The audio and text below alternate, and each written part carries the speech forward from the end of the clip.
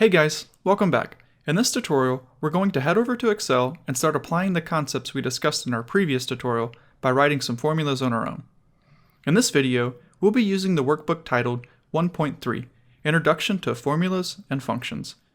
I've added this workbook, as well as its solutions, as a resource to this lecture. This is the model we'll follow throughout the course. That is, each time we start a new section that has a new workbook, it will be listed as a resource. Okay, let's dive right in. As we get started, I wanted to give you an overview of what a practical application workbook in this course is. Each time we start a new section, we're going to have two files. One is going to be the practical application workbook itself, and the other is going to be the solutions.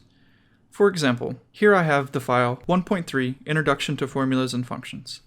I also have another workbook titled 1.3 Introduction to Formulas and Functions - Solutions. The solution file will always have the - solutions appended to it. Let's jump back over to our regular file. Now each of the practical application workbooks will be structured the exact same. Their first worksheet will be the table of contents. This page lists each of the worksheets in the workbook, along with their description and the number of examples that they contain. If you click on the blue hyperlink, it will take you to its respective worksheet. Once you get to a worksheet, you'll see a list of examples. Each of these should look the same. There will be a title for the example, followed by a goal stating what we're trying to achieve in the particular example. Then there will be some information about the question itself. Now that you have an understanding of how the practical application workbooks are structured, we can go ahead and get started with our examples here. The first example we have is understanding the order of operations. Here, our goal is to use a calculator and the order of operations to evaluate each of the expressions below.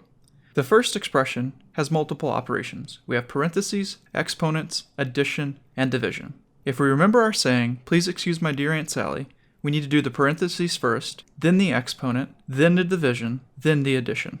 So let's go ahead and see if we can't do that in a calculator here. So the first thing we have is 1 plus 2 plus 3. That's the value inside of our parentheses. So that's 6. I'm just going to note that down here. 6. Go back to our calculator. Now, we need to raise 6 to the third power. I can do that by pressing this here and this here. Now we're going to raise 6 to the third power, which is equal to 216. So I'm just going to make a note to myself. 6 raised to the third is equal to 216. We'll go back to our calculator. And now we need to take 2 divided by 5. So 2 divided by 5. We're going to get 0.4.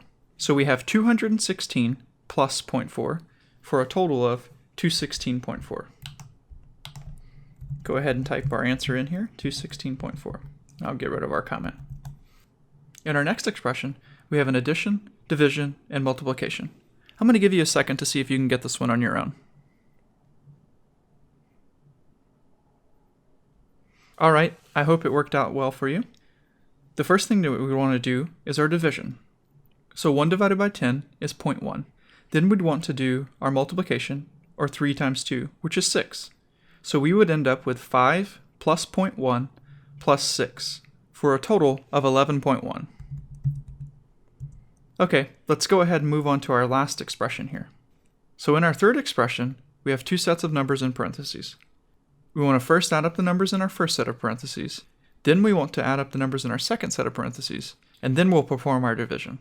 So in our first case, we have 4 plus 6 plus 8, which gives us a total of 18, divided by 5 plus 10 plus 10, which is 25. So we end up with 18 divided by 25. We'll jump back over to our calculator, and we'll do 18 divided by 25, for a total of 0.72. So that wasn't so bad. Let's move on to our second example. Here, we're being asked to actually write some formulas in Excel. We want to write formulas to help us solve the problems below. In the first case, we just want to write 5 plus 6. If you remember, anytime we enter a formula, we have to start it with the equal sign. So let's go ahead and click here and do equals 5 plus 6. That'll give us the total. So we don't actually need the calculator that we pulled up. Now, I do want to point out that if you do this without the equal sign, this will not work. Excel won't recognize that you're trying to perform a calculation. As an example, if we type 5 plus 6 here, Excel is just going to display 5 plus 6. So don't forget to put the equal sign. That's a really important part. Okay, In our next calculation, we have 1 plus 2 times 3 divided by 5. Let's go ahead and add this in. Here we have 1 plus 2 times 3 divided by 5, which will end up giving us 2.2. Pretty cool. We don't even have to worry about the calculator. In our last question here, we have the sum of 3 numbers divided by the sum of 2 numbers. Now, in this case, it's a little bit more tricky. If I try typing in 3 plus 6 plus 9 divided by 5 plus 10, it's not going to work because Excel is going to perform the division first and then the addition. Let's go ahead and see what that would look like. If we type in 3 plus 6 plus 9 divided by 5 plus 10. So Excel sees this and says, I'm going to calculate 9 divided by 5 and then sum all of these numbers up, which is not what we're intending. If we press enter, you'll see we get 20.8. Now the correct way to do this would be to surround both of the expressions in parentheses. So we would have open parentheses, 3 plus 6 plus 9, close our parentheses, divide by, open parentheses again, 5 plus 10, close parentheses. Now in this example, Excel is going to perform everything in between the parentheses first and then do the division. So if we press enter, you'll see we actually get 1.2. Not 20.8, which is the incorrect answer. I'm going to go ahead and remove that so we don't get mixed up here. Well, that concludes everything we're going to cover in this tutorial. In our next lesson, we're actually going to look at using some of Excel's built-in functions to help us out. See you soon.